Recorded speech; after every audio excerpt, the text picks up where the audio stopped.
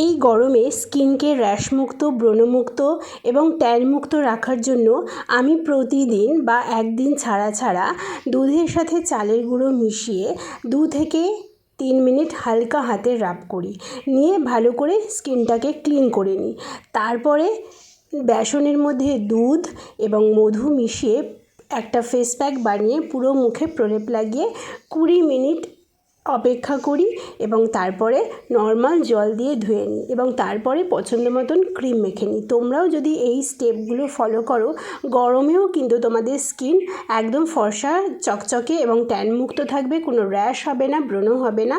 আর বেশি বেশি করে জল খাবে, স্কিন ভালো রাখতে কিন্তু বেশি বেশি করে জল খাবে আর ঘরের তৈরি খাবার খাবে। এই গরমে বাইরের খাবার খেও না।